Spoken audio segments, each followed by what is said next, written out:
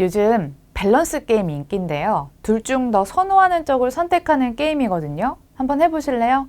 영업 손실 플러스 150대 트럭 생산 경험뿐인 리비안 선택하기 대 매년 수백만 대 자동차를 판매 중인 포드 선택은 포드 선택하시겠죠? 그렇습니다. 리비안의 현 주소는 20억 달러의 적자기로 소량 자동차 생산 경험 보유 정도일 테고요. 아마 모빌리 여러분들 중에 오늘 처음 들어본 곳일 수도 있어요. 그렇지만 리비안은 꿈을 먹고 가는 기업입니다. 리비안은 전기차 시장의 주류로 진입한다는 목표를 갖고 있어 일찌감치 투자자들의 주목을 받았습니다.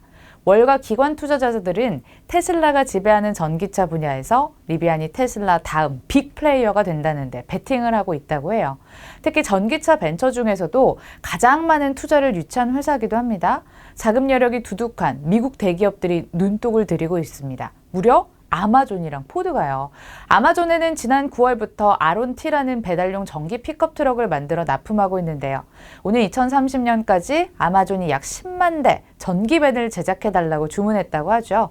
아마존은 이제 지분 17.3%를 보유한 주요 주주가 됐고 이번에 시총을 추월당한 이 포드도 알고 봤더니 지분을 11.1% 보유한 주요 주주입니다. 리비안에 대한 생각이 좀 달라지셨을지 모르겠습니다. 자, 이런 리비안이 이번 주 뉴욕 증시에 상장을 했고 상장 첫날 정말 화려한 데뷔식을 가졌습니다. 공모가 대비 29% 오르면서 100.73달러의 거래를 마쳤고 시총은 100조를 돌파했습니다. 단숨에 포드랑 스텔란티스 등 전통 자동차 업체들의 시총을 뛰어넘는 수치라는 거, 물론 상장빨이라는 것도 있지만 시간 지나도 자리를 지켜내는지 봐야겠지요. 그렇지만 시장에서는 리비안이 발전 가능성을 보여줬다라는 평가입니다. 전기차 시장에서 테슬라 다음으로 간다고 하는데 국내 리비안 관련주들 자동으로 찾게 되죠. 시장이 얼마나 빠르게요. 이미 삼성 SDI, 만도, 에코프로 BM, 에코캡, 대원 화성 같은 종목들 널뛰기를 했었고 대망의 리비안 상장 다음날 몇 종목을 빼고 크게 하락했습니다. 에코캡은 12%의 급락세가 대원 화성은 10% 하락을 보이고 말았습니다. 아마 이거 선반영됐다고 봐야겠죠. 그럼에도 불구하고 이 종목들 앞으로 주가 반등은 할 수 있을지 리비안 말고 다른 모멘텀은 없는지 찾아봐야 할 텐데요. 모빌리와 삼성 SDI부터 체크해 보겠습니다. 리비안이 올해 4월에 삼성 SDI 원통형 배터리를 계약해서 이 둘은 관련이 깊습니다. KB증권에서도 삼성 SDI를 리비안 수혜주로 여기면서 리비안 상장이 긍정적인 주가 흐름을 미칠 것으로 예상을 했거든요. 그렇지만 애널리스트 예상도 비껴가면서 삼성 SDI는 보합으로 다음날 마감을 지었습니다. 우리 모빌리 시청자님들 중에 리비안 효과 없네? 삼성 SDI 뭐야? 손절? 이렇게 생각하시는 분들은 단타 목적 빼곤 없으시겠죠. 리비안 말고 삼성 SDI의 원형전지 자체에 주목해 보시는 건 어떨까 해요. 전기차에 탑재되는 원형전지 비중이 빠른 속도로 증가하고 있는데 전기차용 원형전지는 테슬라를 시작으로 리비안 그리고 루시드 모터스 등이 채택하고 있고요. BMW랑 현대차 등 기존 OEM들도 전기차의 원형전지를 채택할 것으로 전망된다고 덧붙였습니다. 이들과 추가로 계약을 맺거나 증설 소식이 들려오면 주가에 또 다른 모멘텀이 될지 몰라요. KB증권은 목표 주가 95만 원을 유지했습니다. 하나금융투자는 목표 주가를 120만 원으로 높게 평가하고 있습니다. 내년에 중대형 전지이익이 확대되기 때문에 전망을 긍정적으로 보고 있었는데요. 앞으로 5년간 연평균 전기차 배터리 시장 성장률이 21%에서 최대는 31%까지 성장을 하는데 그 과정에서 삼성 SDI도 따라 크겠죠. 특히나 삼성 SDI가 주력으로 하고 있는 유럽과 미국 시장 성장이 가파를 것으로 보여서 더 긍정적인 상황입니다. 게다가 가파른 성장 분위기 속에서 내년에는 수익성도 더 좋아질 거라고 하는데요. 올해는 차량용 반도체 부족으로 전기차 생산이 주춤해서 삼성 SDI의 수익 개선이 둔화됐지만 내년에는 차차 나아진다고 하잖아요. 가동률 상승으로 수익성 개선 흐름도 전망된다고 합니다. KB증권은 2차 전지 섹터에서 탑픽을 유지합니다. 다음은 만도 살펴볼게요. 만도는 리비안의 부품 계약을 맺으면서 연결고리가 생겼어요. 전방 레이더 등 자율주행 인식 센서를 리비안에 공급하는데요. 외신에 따르면 전 세계 최초로 개발한 자율주행차 핵심 부품 듀얼 세이프티 운전 시스템을 공급하는 것으로 전해졌습니다. 이렇게 연결고리가 확실하니 만도도 시원하게 다음날 오를 법한데 리비안 상장 다음날 저가로 마이너스 3% 하락했었다는 거. 아마 만도도 뉴스에 팔아라 차익 실현 물량 추례로 생각을 해봐야 될 것 같습니다.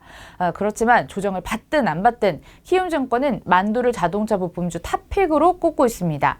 ADAS 부분의 성장성과 전기차 부분 공급 다변화를 이유로 들면서요.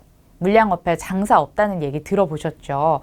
만도는 내년에 전기차 픽업 트럭 생산을 150만 대까지 늘릴 계획을 갖고 있는 이 리비안에 부품을 공급하는 것도 장점이 있지만 GM, 포드, 니오 등등의 납품 물량을 증가할 수 있다는 점, 부품사한테는 수익성보다 물량 추기가 이거잖아요. 전기차 업체에서도 성공적으로 부품을 공급하면서 전기차 솔루션 기업으로 탈바꿈하고 있는 만도가 되겠습니다. 키움증권은 목표주가 10만 원을 밝혔습니다. 이번에는 코스닥 시가총액 1위 자리를 넘보고 있는 에코프로비엠 살펴볼게요. 시장에서는 에코프로비엠도 리비안 관련주라고 엮더라고요. 그래서 무슨 관계가 있지 했는데 한 달이 걸치긴 했어요. 리비안 전기차에 삼성 SDI 배터리가 탑재되잖아요. 이 배터리에 에코프로비엠이 만든 하이니켈 양극재가 쓰입니다.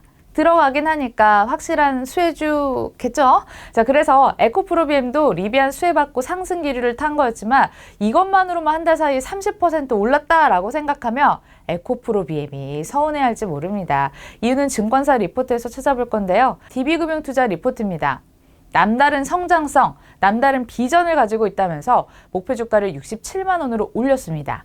양극재 고성장을 바탕으로 지난 3분기 역대 최대 실적을 발표했는데 실적으로 증명해 보이지 않았냐고 합니다. 차량용 반도체 수급난 우려에도 전기차용 양극재 매출이 작년 같은 기간보다 76%가량 증가하면서 호실적을 이끈 겁니다. 게다가 4분기에도 최대 실적을 기록할 것으로 전망되고 있습니다. 에코프로비엠이 생산하는 하이니켈 양극재 고성장 덕분인데요.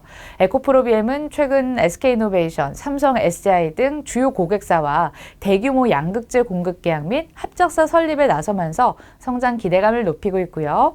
회사가 직접 나서서 2025년까지 총 48만 톤의 양극재를 생산하겠다, 그 능력을 또 갖춰 나가겠다라고 밝히기도 했습니다.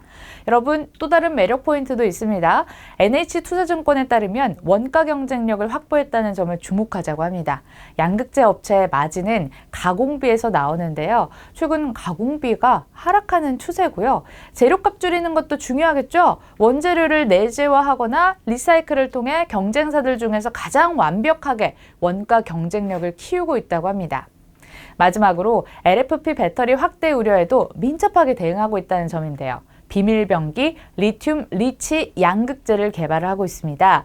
LFP 배터리가 장악할 것으로 보이는 중저가 전기차 시장에서도 이 리튬 리치 양극재로 살아남으려는 모습을 보이고 있습니다.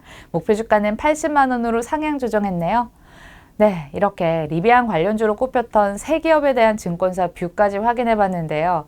리비안 모멘텀 받고 오르겠지 했다가 실망감으로 바뀌었다고 속상해 하시지 않았으면 좋겠습니다. 자, 오늘 같이 공부한 바로는 리비안 말고도 여러 투자 포인트들 많았잖아요. 모빌리가 전해드린 체크 포인트 말고도 기업이 가진 다른 모멘텀이나 본질, 기업 가치 따로 공부해 보시면 종목이 보입니다. 그리고 또 현명한 투자하시길 바랄게요. 그럼 모빌리는 다음 시간에 다시 찾아뵙겠습니다. 고맙습니다.